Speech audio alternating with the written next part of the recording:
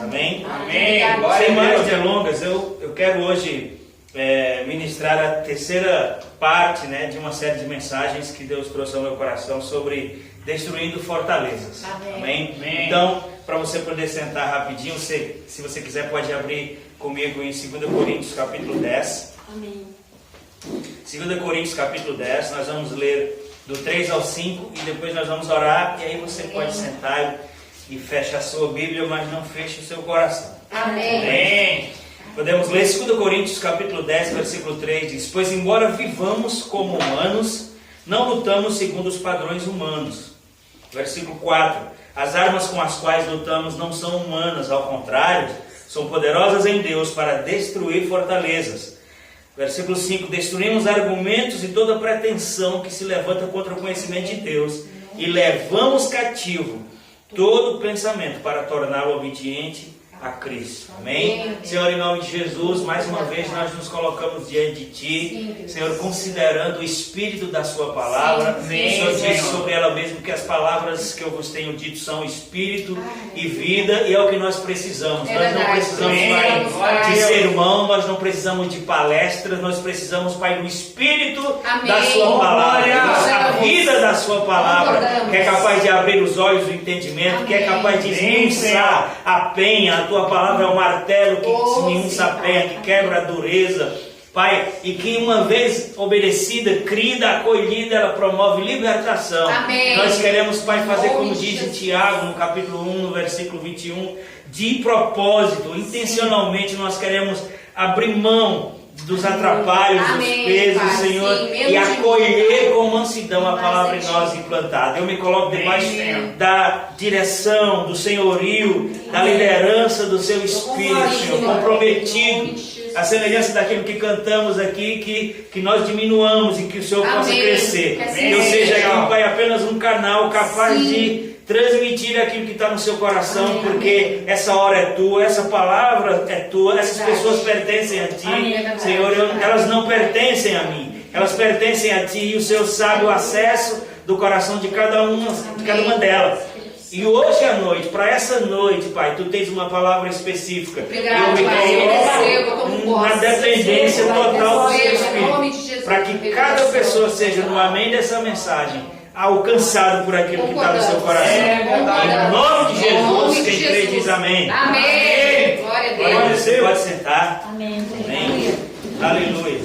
Então, amados, uma recapitulação bem rapidinha para poder atualizar vocês e até para quem não veio nos outros dias poder pegar algo. Nós, graças a Deus, estamos muito bem ministrados acerca daquilo que Jesus fez. Amém? Amém. Da obra de Cristo, aquilo que Ele pensa para nós.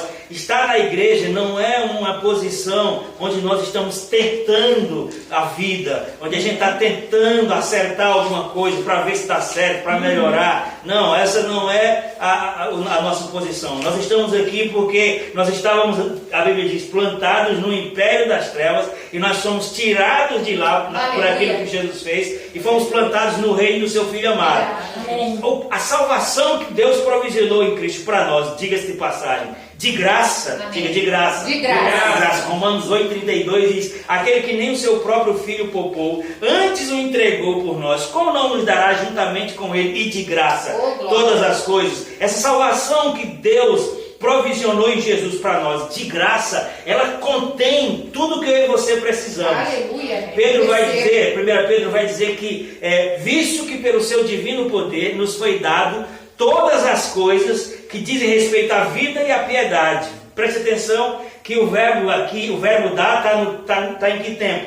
No passado. Diz, visto que pelo seu divino poder nos foi dado todas as coisas. Eu pergunto, todas as coisas são quantas coisas? Todas. É fácil de responder, né?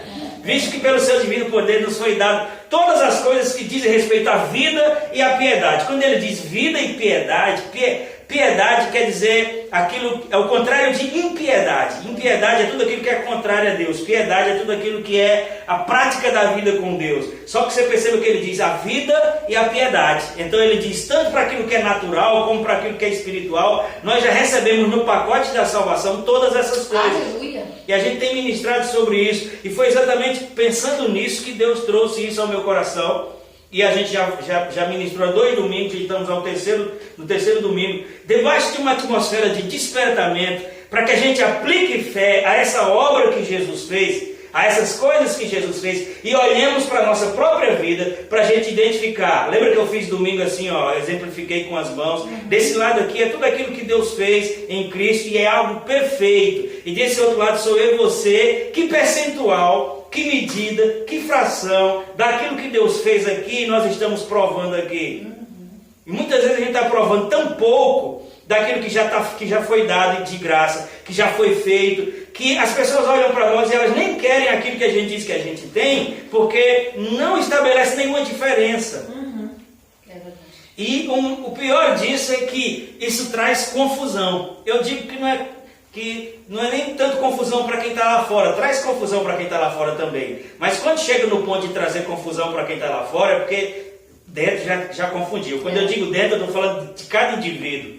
Quando estão acompanhando o raciocínio, Amém. de pensar assim, Deus fez, Ele enviou Jesus, isso é real, não é história da carochinha, não é um conto de fada gospel. Ele pagou o preço, Ele levou sobre si dores, enfermidades e tal. Como eu disse, aquele que não poupou o seu próprio filho, antes o entregou por nós, como não nos dará juntamente com Ele de graça todas as coisas? Ele diz, eu vim para que tenham vida, já tenham plenamente. Isso é a minha introdução. Eu falei isso em todas os outros cursos, porque a gente precisa estar ciente disso, porque a palavra que Deus colocou no meu coração foi que existem coisas que diante dessa verdade, onde tudo está pronto, e eu estou apto a receber, porque o que Deus disse é que vai receber quem crer quem quiser a ponto de crer, quem quiser a ponto de se apossar, não é quem conquistar. E a gente entender, já que isso aqui está liberado para mim, e eu estou autorizado a usufruir disso, o que é que está impedindo? Porque tem coisas impedindo. Porque se tudo isso está pronto e eu não estou vivendo, tem coisas impedindo. E aí foi quando veio o texto de Coríntios, que diz que, embora sejamos humanos, nós não lutamos com as armas naturais ou humanas. E aí ele fala, se tem luta, se tem armas, ele vai falar sobre um inimigo aqui. Ele diz, as armas com as quais lutamos não são carnais, ou não são naturais, ao contrário, são poderosas em Deus. Você veja que é algo tão... aquilo que nos resiste, aquilo que faz com que a gente... que impedir que a gente usufrua disso, é tão sério, que para lidar com isso, só com armas poderosas em Deus. Não é a minha eloquência, não é o meu dízimo, o meu emprego, o meu salário, o meu curso, o meu diploma, não. A Bíblia diz que para lidar com essas coisas são armas poderosas em Deus. Aí para que essas armas? O texto continua dizendo, para destruir fortalezas. Porque tudo, amados, tem a ver com o crer. No contexto do reino, diga, no contexto do reino, tudo tem a ver com crer. Tudo tem a ver Sabe com que a crer. maioria das pessoas, elas não adentram nesse ambiente, porque elas estão tão... Eu não estou falando do espaço, não, eu estou falando do ambiente da fé. Elas estão tão acostumadas a racionalizar e a ter respostas para tudo, que isso parece loucura para elas. Só que no momento que eu e você recebemos Jesus, a Bíblia diz assim, ó, assim pois como recebestes o Senhor, assim também andai nele. A Bíblia está dando uma sinalização de como a gente não só entrar, mas como continuar. Ele diz, assim pois como recebeste o Senhor, também andai nele. Eu digo, como é que você recebeu o Senhor? Pela fé. Ou ele apareceu a você, entrou na sua casa, lhe deu a paz do Senhor. Não, nós ouvimos uma mensagem e cremos, porque a Bíblia diz, aprove a Deus salvar o homem pela loucura da pregação. Aí essa é a porta da salvação. O quê? O crer. O que faz uma pessoa salva não é os males que ela se abstém de praticar, nem os acertos que ela se propõe a praticar, não. É verdade. O que faz alguém salvo é se ela creu na obra de Cristo. A Bíblia diz, porque com o coração se crê para a justiça e com a boca se faz confissão para a salvação. Então preste atenção nisso. Ó. Nós entramos pela fé. Só que o mundo natural, ele nos força a tentar viver pelo natural. E como as circunstâncias elas são naturais, sempre que elas se levantam, a gente quer buscar uma porta natural. Aí o que acontece? Frustração. Você já ouviu um adágio popular que diz tapar o sol com a peneira? Sim. Adianta. Aquilo é só um desencargo de mente. É você colocar o sol, a peneira aqui, mas a peneira é furada, não vai tapar o sol. Você já viu outro adágio popular que diz vender o almoço para comprar janta? É você criar um problema tentando resolver outro. E isso vai sempre acontecer quando a gente, em primeira mão, não lançar mão do recurso da fé. Que é o trilho, o viés pelo qual você diz: o meu justo viverá pelo seu salário, assim? Não. O meu justo viverá pelo seu emprego. Não, salário, emprego, tudo isso já são produtos da sua fé, da minha e da sua fé. Aí tudo tem a ver com o que a gente crê. Lembra que nós tratamos isso? Isso que Paulo diz aqui, ó, que são fortalezas, argumentos, pretensão.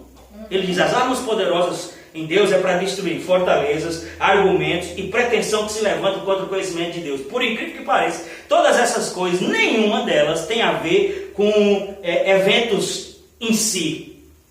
Falta financeira. Não, isso aí já é uma consequência disso aqui. A perda de um ente querido. Não, isso aí já é uma consequência dessas fortalezas aqui. Vocês estão acompanhando? Sim. Veja que a gente foca às vezes, irmã Tânia, no problema em si. Mas o que Paulo está dizendo aqui é que existe algo que gerou o problema, e aqui ele chama isso de fortaleza. Ou seja, antes daquilo acontecer, aconteceu algo aqui. Estão comigo? Uhum. Aconteceu algo aqui que tornou você passivo em relação àquele acontecimento. Eu disse que tudo é uma questão de crer, só que a gente não crê só no que é certo. A gente crê naquilo que a gente é apresentado, naquilo que nos é apresentado. Por que a Bíblia diz que nós precisamos ouvir a palavra de Deus? Para que fé na palavra seja gerada. Porque o contrário é verdadeiro. Se eu me expuser a qualquer outro tipo de informação, eu vou desenvolver fé naquilo. Claro, com certeza. Assim como alguém, de tanto se relacionar com a palavra, pode ficar tão convicto dessas verdades que ele pode fazer proezas, coisas que as pessoas vão se admirar, alguém que está constantemente diante de uma outra verdade ou de um outro argumento, mesmo você sabendo que Deus ama você, como nós cantamos aqui, que Ele pagou um preço por você, mas você está constantemente diante das verdades que você não pode, que você é fraco, que você nunca vai ganhar dinheiro como fulano. Isso vai lhe definindo como uma fortaleza. E agora, quando você ouve aquela coisa boa de Deus, dizendo: você é o melhor de Deus, você é a menina dos olhos de Deus, aí você dentro de você, aqui você está com a mão levantada, dando aquele sorriso de Facebook, mas por dentro você está dizendo: isso não é comigo não, eu sei que eu sou o rapapé do pó da porcaria. É verdade.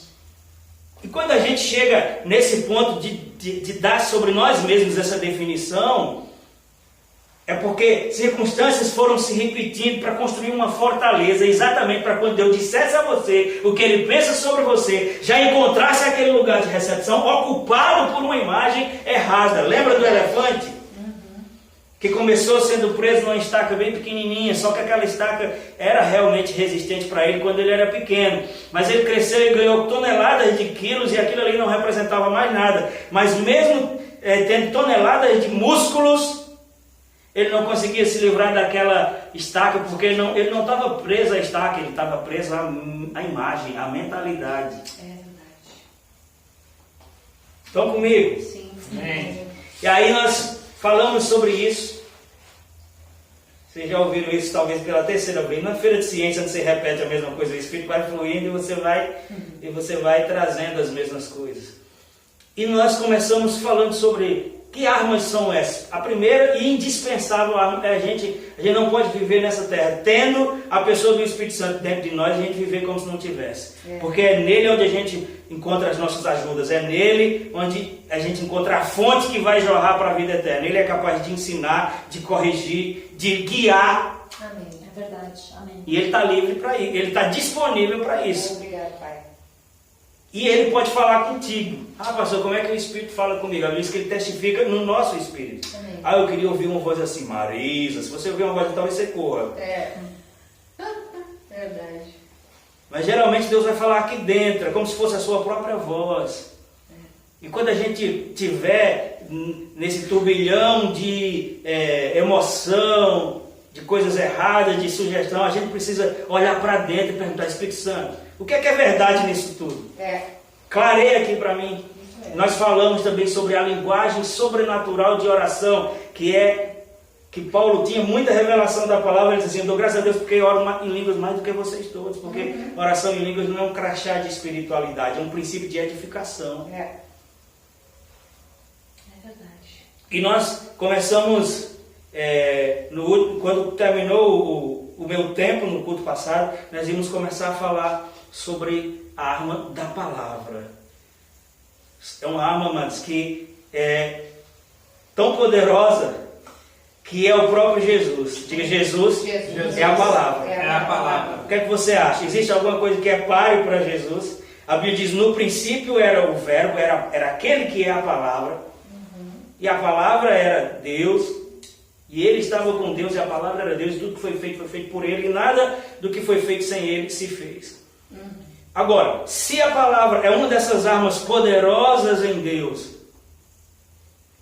e eu não me relaciono com a palavra, isso quer dizer que eu não vou ter como refutar, eu não vou ter como me defender daquilo que a Bíblia diz em Efésios, os dardos inflamados do maligno. Estava conversando com uma pessoa outro dia, dizendo: ó, nunca pense que os dardos do diabo vão acabar. Ele vai estar sempre nessa tarefa de acusar, de trazer peso, de trazer questionamento, de plantar sementes de dúvida. Você vai dizer: Satanás se cala, ele vai se calar naquela hora, depois ele volta. A Bíblia diz que com Jesus foi assim. Ele se afastou por tempo oportuno, depois ele voltou. Então não é ele que vai parar, somos nós que precisamos crescer nessas coisas. Amém. E para isso, amados, a gente tem que se expor à palavra. Amém. Amém. Porque a palavra é a única ferramenta capaz de produzir o discernimento que eu e você precisamos. Você está familiarizado com essa palavra discernimento? Quantos sabem o que é discernimento? Discernimento eu vou tentar traduzir na minha linguagem. Discernimento é a capacidade de você distinguir, trazer distinção, separação, com clareza as coisas que são mais confusas. Discernimento é a capacidade de você olhar para uma circunstância e saber a natureza dela. Discernimento é um nível de iluminação que Deus traz sobre a sua vida, que você não vai ser confundido na hora de fazer uma compra, na hora de entrar num relacionamento. É verdade. Só que a Bíblia diz que isso não é uma coisa como chuva que cai na sua cabeça só porque você foi para ali. Não, a Bíblia diz que discernimento é produto de relacionamento com a palavra. É verdade. Diga: discernimento. Discernimento. É produto, é resultado. Produto, é resultado. De relacionamento, com a palavra. Com a palavra. É incrível, mas a gente come 3 vezes por dia, tem gente que come 5. Tem gente que come de 3 em 3 horas. Minha dieta, eu como de 3 em 3 horas. Que bom, né? Se eu comer de 3 em 3 horas, eu vou sair rolando, né? Porque tudo que eu como parece que vai para minhas bochechas logo. Fora a barriga. Né? Tem gente que parece ter uma mela. Come e não engorda. Essa unção está me faltando. Mas eu dizia, tem gente que come igual terra de cemitério, né? Ai, meu Deus. Mas tem um culto por semana para se expor à palavra, porque não pega na Bíblia nem pelo decreto em casa. Pelo amor de Deus. Misericórdia. Pelo amor. Um culto por semana. Ainda não veio. Aí não vem. Aí quer ter discernimento, irmão? Ainda de novo. Vamos para a Bíblia. Hebreus capítulo 4. Ai, não tem como, né? Hebreus capítulo 4, para a gente ganhar tempo, porque a minha introdução foi maior do que eu pensava, mas eu não vou ser extenso. Hebreus capítulo 4, conhecidíssimo, versículo 12. Hebreus capítulo 4, versículo 12.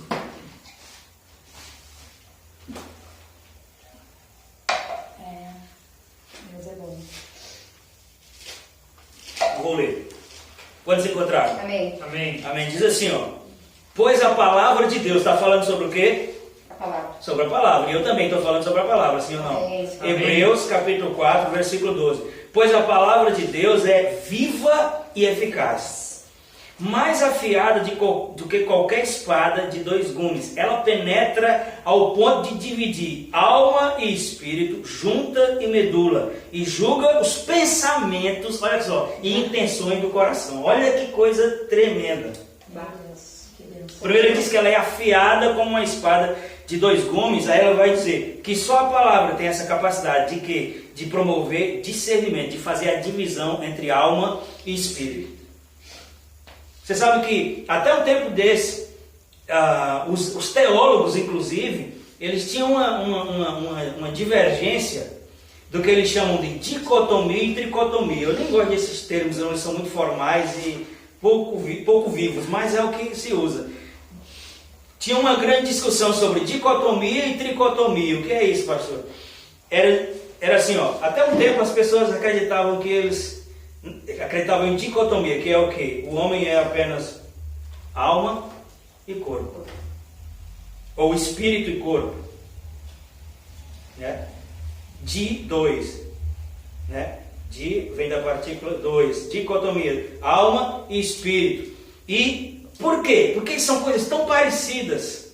A alma e o espírito estão tão próximos que se confundem muitas vezes.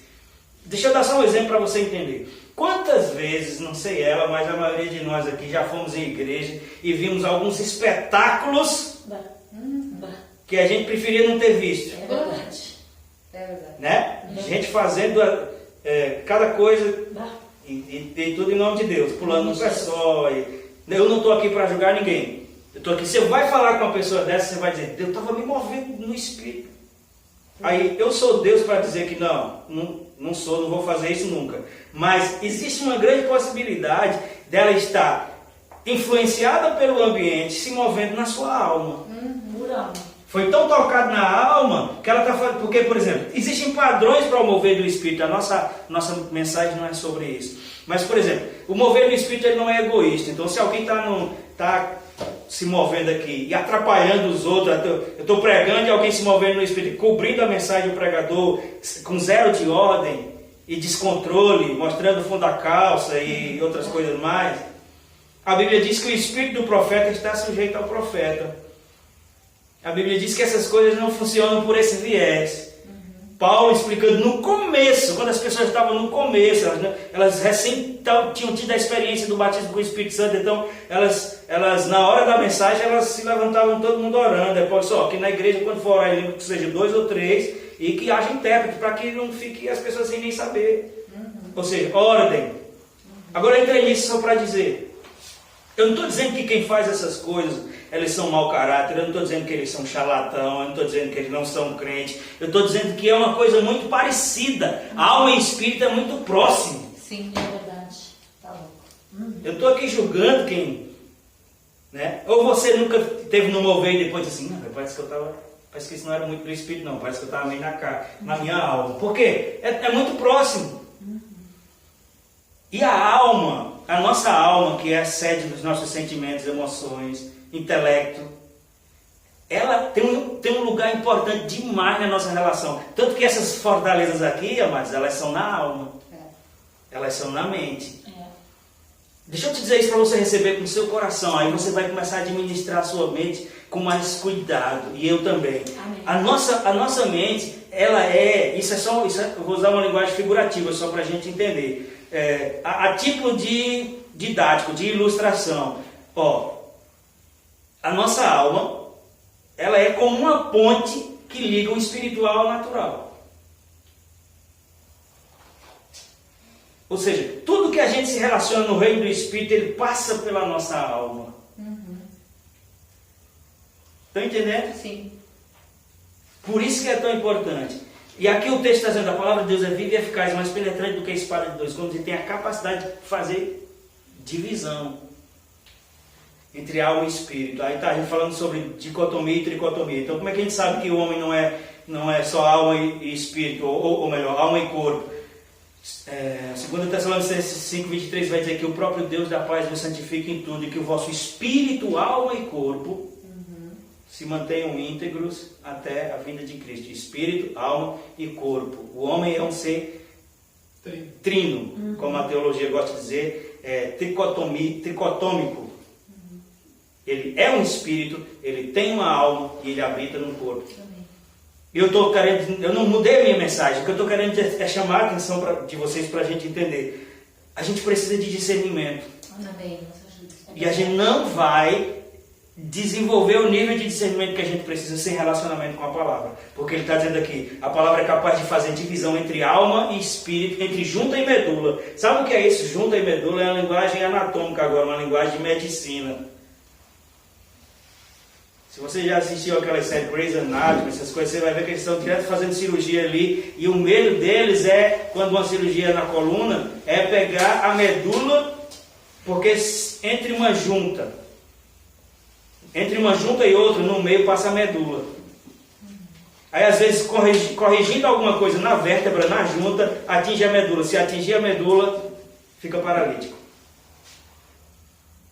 Aí eu estou dizendo isso só para vocês entenderem que o texto diz que a palavra tem essa capacidade de fazer divisão, discernimento, as coisas que por mais parecidas que sejam, porque quantas vezes a gente entra numa circunstância e parece que é a melhor coisa do mundo e não é. E quantas vezes a gente olha para uma circunstância e parece que aquilo é ruim e a gente já vai dar para trás, mas aquilo era Deus lhe guiando. Eu vou dizer, nós só vamos ter condição de ter completa clareza se a gente mudar o nosso padrão de relacionamento com a palavra. Porque essas fortalezas que o texto diz de forma muito clara, que são coisas que se levantam são pretensões que se levantam contra o conhecimento de Deus. Essas coisas só se destroem com essas armas que são poderosas em Deus. O relacionamento com o Espírito Santo, oração em outras línguas que traz edificação. E hoje nós estamos falando, claro que isso não é tudo. Eu nem sei tudo, então não tem como falar tudo. São só algumas coisas que Deus está trazendo. Amém. E hoje a gente precisa ver, amados, a nossa relação com a palavra precisa mudar. Amém. Vou contar uma experiência bem rápida só para você entender. Porque a gente diz, mas eu leio a Bíblia e não entendo. E não vai entender se você ficar se negando a ler. Pegue uma linguagem que seja mais atualizada e leia mesmo sem entender. Continue lendo mesmo sem entender. Uma vez a gente fez um propósito de ler a Bíblia no período de carnaval. A gente leu a Bíblia inteira, de Gênesis a Apocalipse, ininterruptamente. Ininterruptamente. Ia trocando as pessoas, fulano, tinha muita gente na igreja, ia trocando.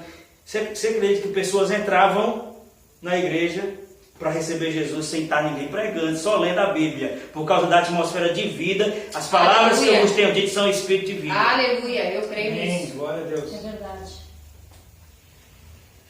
Às vezes, mas eu leio, parece que é em japonês, eu não entendo. Continua dizendo arigatou, mas não para. Amém. Não para, porque vai chegar uma hora que aquilo vai começar a ficar familiar. Amém. Amém. Eu estava dizendo a Maricela ontem, até um tempo desse, mas eu ia dormir ouvindo mensagens. As pessoas dizem, porque como é que você sabe tanto versículo bíblico, como é que você faz? Meu amigo, no tempo que surgiu o MP3, o MP4, essas coisas, as pessoas estavam tudo lá cheio de música, diante do trono, diante disso, e eu, mensagem, pregação, palavra, não tinha uma música. Isso era isso é minha experiência, não tinha uma música. Nada contra a música, amo elas, glória a Deus, elas exaltam a Cristo. Eu estou falando sobre você se encher da palavra. Amém. Eu sei que as coisas não são piores quando as tribulações venham, mas porque no bom depósito do Espírito tem a palavra. É bem isso mesmo. Só por isso. Tem a palavra. Aí eu quero falar sobre duas fortalezas que, com certeza, e eu vou ser breve, tem batido a sua porta e a minha. É dúvida e descrença.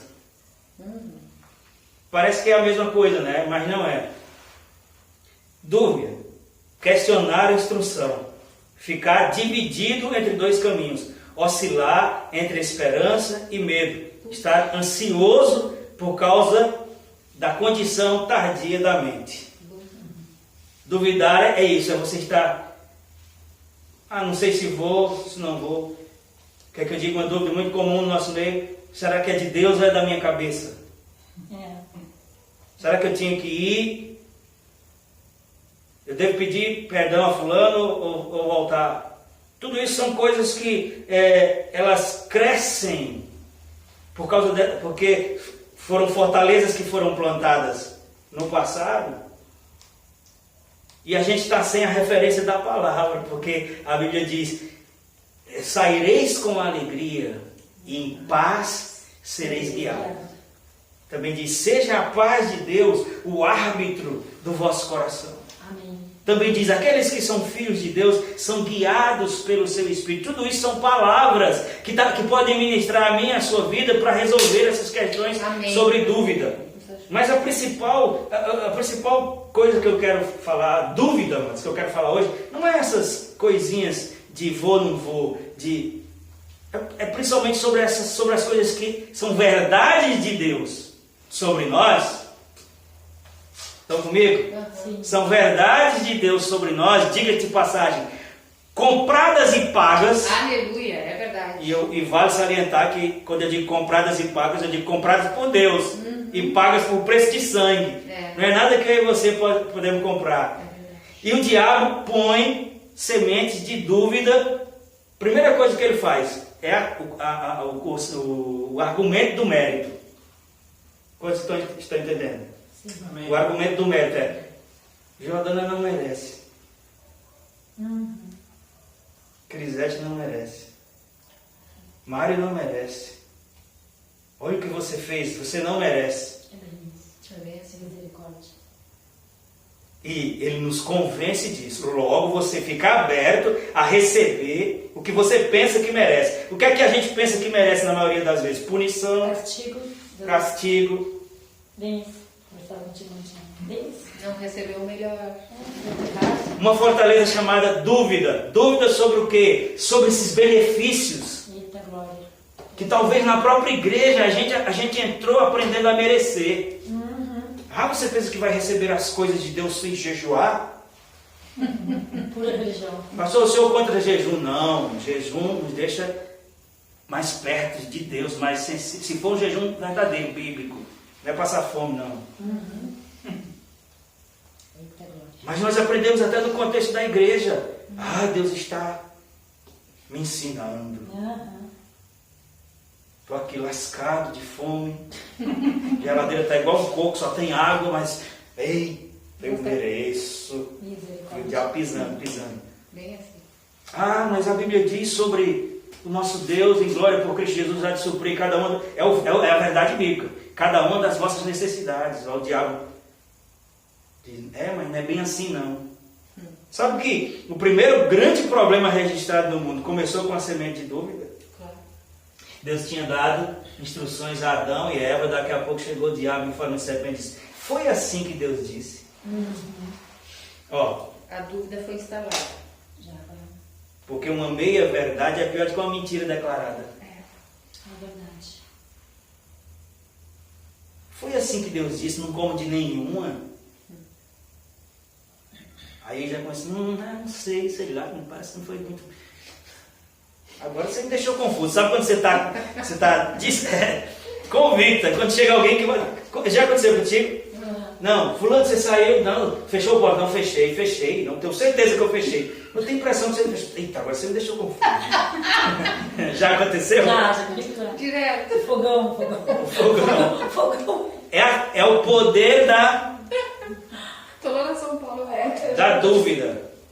O poder da semeadura da dúvida. Entende, amados, o que eu estou falando? Eu não precisava fazer isso, mas é o Espírito que está nos despertando. Deus quer. A gente está atrasado de entrar no melhor de Deus, porque tudo isso está disponível, mas é como se tivesse uma coleira invisível. A gente vai só até um certo ponto e aquele nos puxa para trás. Nós temos direito, Pai. Às vezes são anos de igreja aprendendo errado, ou são anos no mundo aprendendo errado. E corre as pessoas, né? As pessoas saem de Deus, né? Dúvidas sobre a bondade de Deus. É isso aí. As pessoas pensam que Deus é um velhinho que está sentado no trono com cabelo branco, um cajado na mão, só esperando você errar pela bem banda. Vai, filhinho, vai. Vai errar. Pá! É isso que é ensinado, de misericórdia. Só que Deus é ensinado na Bíblia como aquele pai que tinha 2 filhos e um dia um deles amanheceu com a braguilha virada para cima e diga, vou virar a cabeça mesmo. Pegou tudo que tinha e foi, e gastou com mulher, com tudo. Depois ficou sofrendo, passando fome, queria comer comida de porco, mas as pessoas não davam. E o desentendido vai dizer, é Deus castigando. Não, Deus é o pai que ficou em casa. Todo o sofrimento que aquele rapaz passou foi porque estava longe do pai. Toda privação que ele passou foi porque estava longe do Pai. A relação de Deus conosco é assim, amados. Deus é onipresente. A gente acha que no princípio da relação Deus está nos seguindo como uma sombra. Não. No princípio da relação Deus é como um guarda-chuva. Você está protegido se estiver embaixo dele. Mas se você quiser sair, ele não vai lhe impedir, não. Agora, fora desse guarda-chuva, as coisas ruins acontecem. É isso aí. Aí a Bíblia diz que todo dia, aquele que representa Deus na parábola, lá em Lucas 15, 11, estava lá, ó, olhava para o caminho e esperava. Quem sabe ele volta. Deus é bom. A religião diz assim, tá vendo? Deus pesou a mão sobre ele. A religião, não a Bíblia. Não. A religião. Olha, está sem dinheiro, querendo comer comida de porco. Ninguém dá. Deus está punindo. Não, Deus estava lá dizendo, se ele voltasse. Eita glória.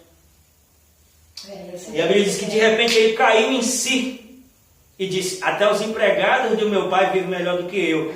Pode ser que por causa, estou parafraseando o rapaz agora, pode ser que por causa do que eu fiz ele não me aceite como filho, mas se ele me aceitar como empregado já vai estar tudo dominado, porque aqui nem comida eu tenho. É verdade. Deus é bom. Aí diz que quando ele voltou, de fato o pai estava esperando. Diz que de longe ele viu o filho. Aleluia. E para surpresa daquele rapaz que esperava punição, nenhuma vez o pai dele disse, não, o que você fez é certo, tá tudo. Não, o pai estava triste e contrariado com as decisões erradas daquele rapaz. Principalmente porque o que ele fez causava separação. Mas no dia que ele decidiu voltar, é o que o pai queria. Não era puni-lo, era que ele voltasse. Amém. No dia que ele decidiu voltar, pôs um anel no seu dedo, uma sandália nos seus pés, devolveu a sua dignidade. Esse é o Deus da palavra, que o diabo fica plantando dúvida para que as pessoas, quando precisarem de Deus, não voltem. Amém. Glória a Deus. É bem isso. São fortalezas que deixam as pessoas de fora daquilo que Deus tem para elas por causa de dúvida, Registro errado. porque aprenderam desde cedo a merecer. Aí a graça é favor imerecido. Na verdade, Deus enviou Jesus para fazer o que a gente não podia fazer e para Ele dar para nós o que a gente não tinha condição de conseguir. Amém. Amém. Glória a Deus. Glória a Deus. Aleluia. Senhor. Glória a Deus. E a outra fortaleza que eu falei é descrença. Descrença, eu diria que é a próxima porta depois da dúvida. E a palavra grega que define descrença é a mesma palavra para desobediência. Mas não existe nada mais danoso no meio cristão do que descrença. Porque a obediência na nova aliança não tem a ver com cumprir 10 mandamentos. Obediência na nova aliança não tem a ver com guardar sábado. Não! Obediência na nova aliança tem a ver com seguir a palavra, com viver aquilo que Jesus conquistou para nós. Amém. Ser guiados pelo Espírito, suportar uns aos outros em amor. Amém. É isso que é obedecer na nova aliança. Isso. Amém. Amém. Agora, toda vez que a gente permite que a descrença entre, ela vai produzir no final a quebra de um ciclo, porque o ciclo é isso, ó, comando da palavra, resposta de obediência e depois disso a manifestação. Toda manifestação de Deus vai vir depois de uma iniciativa de fé nossa. É verdade. Ou melhor, toda resposta de Deus vai vir depois de um posicionamento de fé nossa. Quando a fortaleza da descrença está estabelecida, ela sempre vai impedir esse ciclo, essa continuidade, porque se eu conseguir ir até o ponto de cumprir a instrução, Deus é fiel, diga, Deus é fiel. Deus é fiel. Ele é fiel, Ele vai cumprir a parte dele. Glória a Deus. Muitas das coisas que não se manifestaram é porque a gente não conseguiu ir. Ah, pastor, mas o senhor não tem ideia do tamanho da dificuldade que eu... Então deixa eu lhe mostrar aqui, ó. Diga, a forma de vencer a dúvida A forma de vencer e a descrença. E a descrença. É pela palavra. É pela Só palavra. pode ser pela palavra. Deixa eu lhe mostrar se você quiser abrir ou não, Amém. Romanos capítulo 4, uma história que você já conhece. Aí o Espírito vai ajudar você lembrar hoje, porque mesmo que não tenha havido, irmãs, demais irmãos, um evento onde alguém diz assim, minha serva Marisa, Marcela, é isso que eu te digo. Mesmo que não tenha, você, se tiver vivido um evento desse, não tem problema nenhum, é de Deus também, tudo certo. Agora eu digo, mesmo se você não tiver vivido um tipo de experiência desse, você já recebeu uma palavra de Deus, sim ou não? Sim. Já recebeu palavras que falam sobre o que ele pensa sobre nós, sobre o que nós temos nele. Então eu sei que a gente gostaria de um evento específico, quando alguém dissesse, eis que eu te dou os 6 números da Mega Sena, mas isso não vai acontecer. Agora, um quadro de extrema, deixa eu encontrar a expressão aqui, de extrema adversidade, na Bíblia nós vamos ler, onde ter a referência da palavra foi quem fez com que a pessoa atravessasse em fé e pudesse. Então hoje Deus vai ajudar cada um aqui Amém. a resgatar as palavras que já receberam. Amém. Veja, Romanos capítulo 4, versículo 17. Amém. Em nome de Jesus. Enquanto você procura, eu tomo água. Amém. Romanos capítulo 4.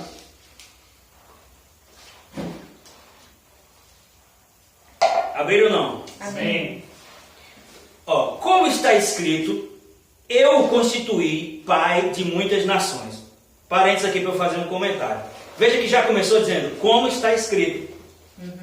Então, aqui, para simplificar e você saber do que se trata, está falando sobre Abraão e a promessa dele ter um filho. Sim ou não? Sim. Sim. Então, olha o que aqui nos dá base. Diga, o que nos dá base, O que nos dá base tem que ser a palavra. tem que ser a palavra.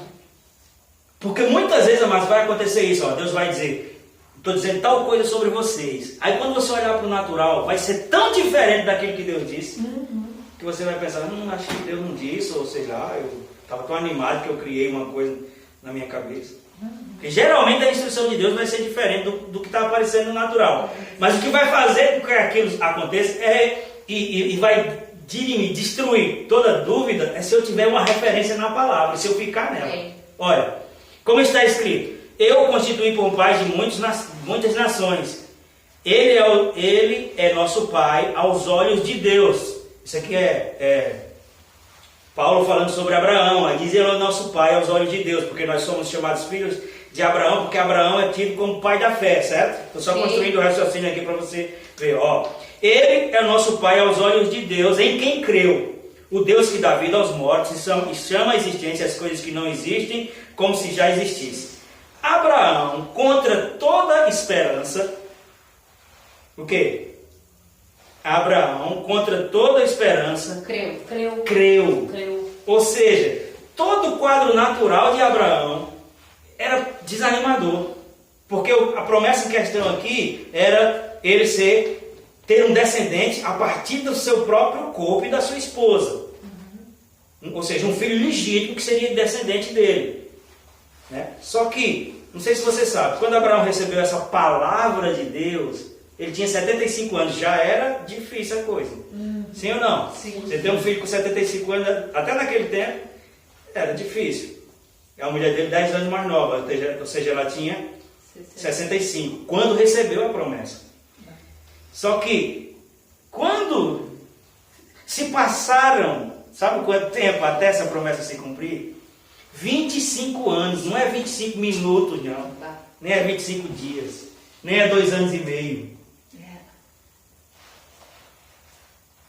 Quanto mais, cada ano, vamos dizer assim, que se passava, que ele olhava para a sua própria condição, mais a sua dúvida em relação àquilo crescia. Ou mais tinha campo para a dúvida crescer. Não vou dizer que a dúvida crescia, porque o texto vai mostrar que ele se apegou à palavra. Mas não diz aqui que ele não tinha um quadro adverso. Pelo contrário, diz que ele, contra toda esperança, ou seja, ele não tinha esperança nenhuma. Eu vou continuar lendo para você ver. Ó. Creu, tornando-se pai de muitas nações, como foi dito a seu respeito. Assim será a sua descendência. Versículo 19. Sem enfraquecer na fé, reconheceu o quê? Que seu corpo já estava sem vitalidade, pois já contava cerca de 100 anos de idade, e que também o ventre de Sara já estava sem vigor. Veja que ele não nega que estava numa condição crítica. Crítica. Mas o 20 vai dizer assim, mesmo assim, não... Opa, ninguém está lendo. 20. Duvidou. Mesmo Não assim, duvidou. não duvidou, nem foi incrédulo. Aleluia. Lembra que nós estamos falando sobre dúvida e descrença. Não duvidou, nem foi incrédulo em relação ao quê? A promessa. Ele tinha uma palavra. E mesmo que as coisas fossem extremamente adversas, ele disse que ele não duvidou, nem foi incrédulo. Não duvidou, nem foi incrédulo. Era como se ele dissesse assim, Deus prometeu, vai acontecer. E passou um ano, Deus prometeu, vai acontecer. E passou 10. Deus prometeu, vai acontecer. E passou 15. Eu acho que ele olhava passar assim, só a carcaça, né? E dizia, meu Deus, se eu já estou assim, essa pobre dessa mulher.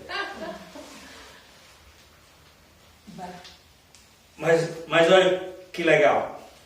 Mas assim, não duvidou, nem foi incrédulo em relação à promessa de Deus, mas foi fortalecido em sua fé. E deu glória a Deus. Estando o quê? Eu gosto dessa expressão.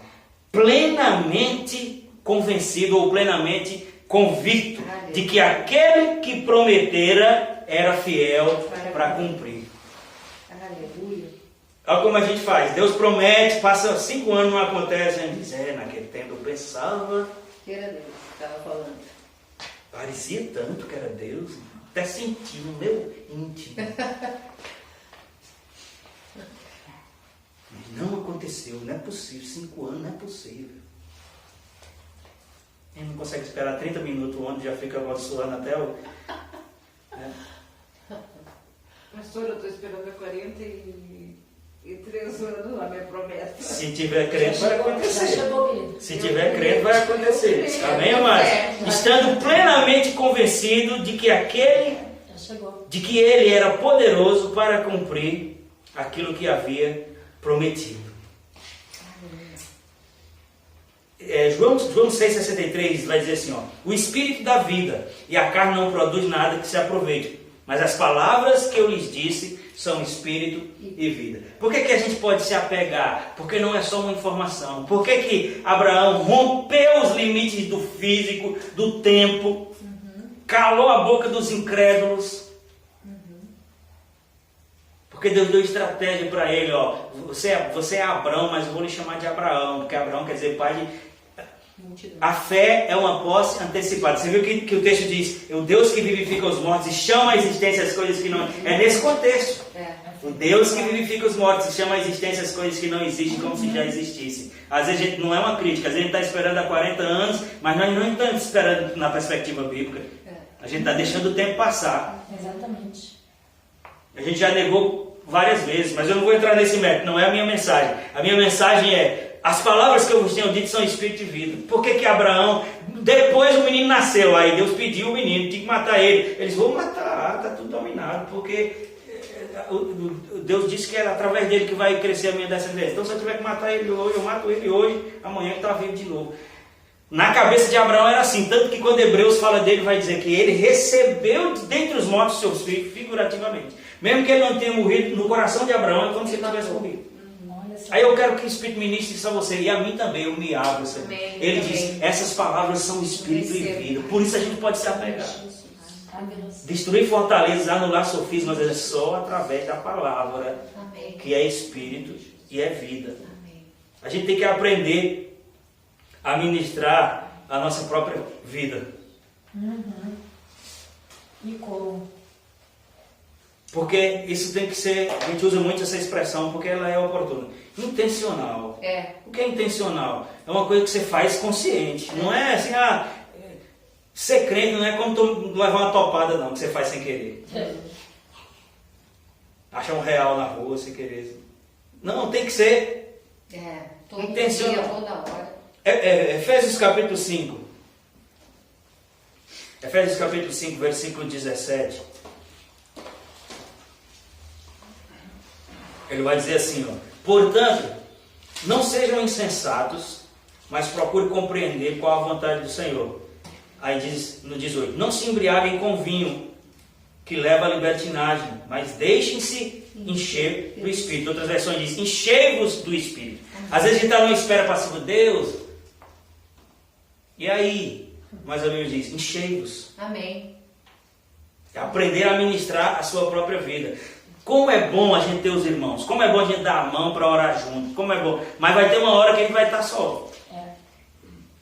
que vai ser só a gente dentro de casa ou no outro lugar. E a gente precisa ministrar a nossa própria vida. O texto diz: e não se embriaguem com vinho, versículo 18, no qual a libertinagem, mas se encham do Espírito. Como? Falando entre vós. Amém. A gente já falou isso em outras pregações. Falar, amados, a Bíblia diz que tem, Provérbios 18, 21, morte e vida está no poder da palavra, daquilo que você fala. Você pode se encher de morte falando coisa negativa, assistindo a Rede Globo. Ah, você está dizendo que é pecado assistir a Rede Globo? Não, estou dizendo que fala só morte e a gente se enche daquilo. Deus me livre, eu não. Cada um faz o que quiser da própria vida. Só morte. Aí ele diz, falando entre si. Como? Com salmos, hinos e cânticos espirituais, cantando e louvando a Deus de coração, dando graças constantemente a Deus Pai por todas as coisas em nome do Senhor. Isso é uma forma de ministrar a si mesmo. Isso é fácil, pastor? Não, isso é o bom combate da fé. Isso é uma luta contra a nossa própria alma. Na maioria das vezes a nossa carne vai querer ficar calado, vai querer dar uma resmungadazinha, uma reclamada. Por que só comigo? Porque parece que não sei o quê. Por que isso? Porque para permanecer como está, só precisa de uma permissão sua. E permitir é a coisa mais fácil. Você já está sentado e diz, vou ficar por aqui mesmo. Agora, para as coisas mudarem, precisa de uma posição. É verdade.